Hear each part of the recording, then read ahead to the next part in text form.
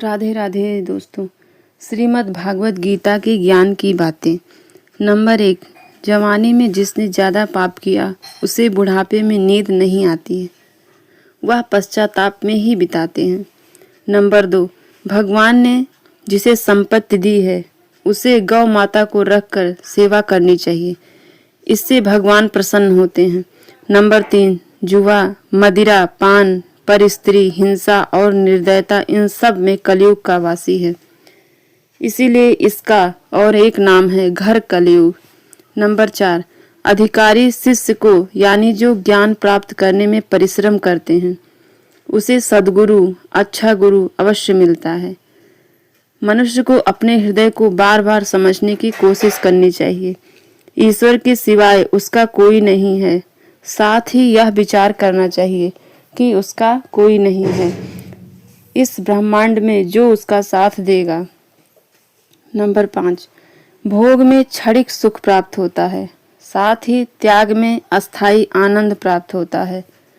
Number 6। Shri Krishna कहते हैं कि सत्संग ईश्वर की कृपा से ही मिलता है, परंतु कुसंगति में मनुष्य के अपने ही विचारों के कारण होता है।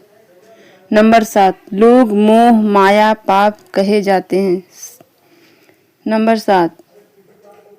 श्री कृष्ण जी कहते हैं कि स्त्री का धर्म ही रोज तुलसी और पार्वती का पूजन करे, इससे उनकी सुख समृद्धि हमेशा बनी रहती है।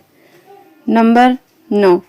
भगवान इन सभी कसौटियों पर कसकर जांच परख कर ही मनुष्य को अपनाते हैं, इसीलिए मन में गलत विचार नहीं रखना चाहिए।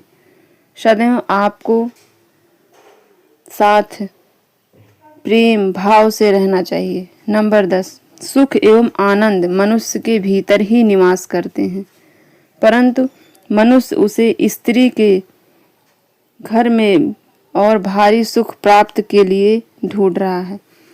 नंबर 11। श्री कृष्ण कहते हैं कि भगवान उपासना केवल शरीर से नहीं बल्कि मन से करना चाहिए। ईश्वर का बंधन प्रेम बंधन में बंधता है। नंबर 12। मनुष्य की वासना ही उसके पुनर्जन्म का कारण होती है, इसके लिए उसके जीवन में विकार और परेशानियां आती हैं। नंबर 13।